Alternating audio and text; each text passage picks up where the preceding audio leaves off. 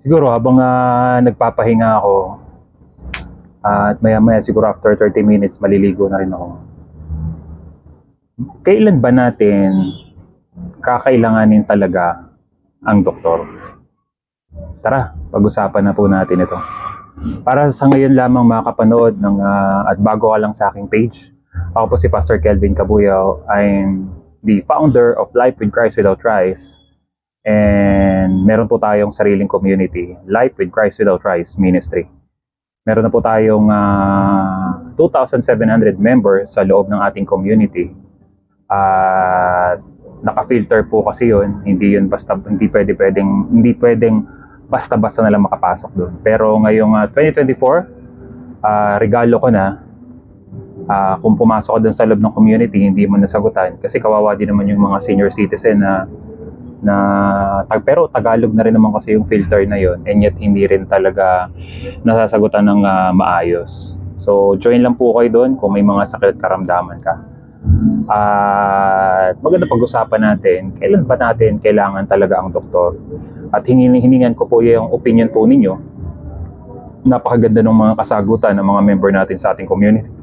Yung ilan sa mga followers natin ay sumagot sila sa ating katanungan. Una, kapag ikaw ay na-injury for operation or alam mo yon, yung talagang agaw buhay ka na talaga. In case of emergency, matinding, alam mo yun, yung alam mo na critical na talaga yung condition ng isang tao, dun lamang natin kinakailangan talaga ang doktor. Pero ito yung gusto kong sabihin sa lahat ng mga kapanood nito, sa lahat ng nag-ubusan ng pera, sa lahat ng may pera pa na willing pang umubos, at sa lahat ng pakiramdam niya may nararamdaman na siya. Ang una mong dapat gawin is to eliminate lahat ng klase ng processed food. Tama po yung nakinig ninyo. Number 1 na dapat mong gawin is to eliminate all kinds of processed food. Name it.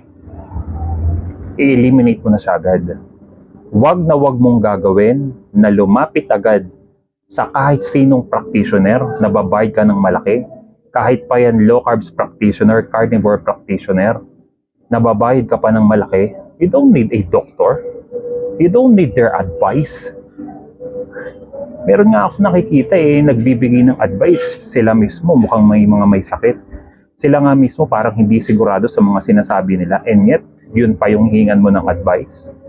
Sila nga obese, sila nga nagyoyosi, sila nga nagiinom ng alak.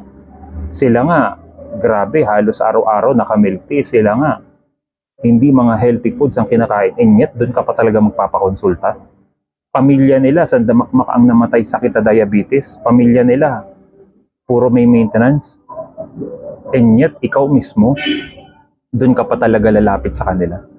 Ilan na ang namatay mo sa paglapit sa mga dalubhasa eksperto? Eksperto pa rin ipagkakatiwala ang buhay mo. Kaya kung ikaw mismo may mga nararamdaman na, simple lang naman yan mga kabaka. Kaysa magpa-laboratory ka, tingnan mo pa kung ano yung estado ng health mo. Ang ending niyan, kakabahan ka lang, matatakot ka lang, maguguluhan ka lang, and last, mapaparanoid ka lang. Ganyan na ganyan yung mga tinulungan natin sa loob ng community na hindi na talaga sila mapakali sapagkat kung nakita nila yung resulta, wala na. Talagang sira ng takbo ng utak nila. Hindi naman na sila halos makakausap, hindi na sila makakatulog, at gulong-gulo na talagang kanilang kaisipan sapagkat ano na ang dapat nilang gawin, paano na lang yung pamilya nila, ang dami nang gumulo sa isipan.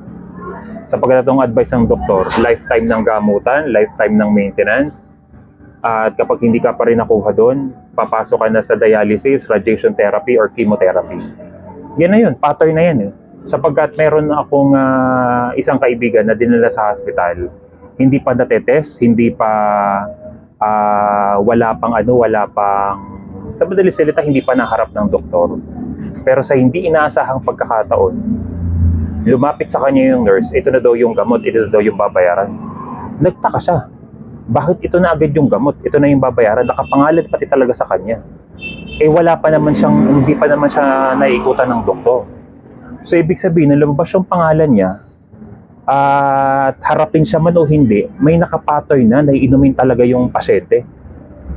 Doon pa lang, mga kabaka, matatakot ka na, mapapaisip ka na talagang it's all about business.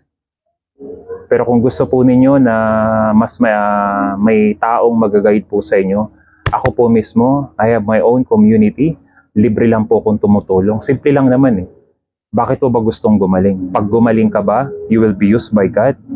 Gaya ng ginagawa ko, sharing information, ideas, mga taong natulungan ko, wala naman ako hinihinging kapalit. Ang gusto ko lang naman ay makatulong din sila gaya ng ginagawa ko. Sapagkat hindi mo na kailangan maging milyonaryo para lang makatulong. By simply sharing your testimony kung paano ka natulungan ng elimination diet at mag-focus sa meat-based diet, malaking bagay na po yun sa akin mga kaba. So, sana po ay may napulot kayo. Huwag nyo na pong iasa ang mga sakit po ninyo sa mga doktor sapagkat mapapagaya lang kayo sa mga kilala ko makalipas ang isang dekada, it become worse. Nakontrol nga yung blood sugar, nakontrol nga yung blood pressure, pero walang eliminate na pagkain, walang tinanggal, matakaw pa rin, walang disiplina, at ang ending, mas lalong lumala ang kanyang sitwasyon.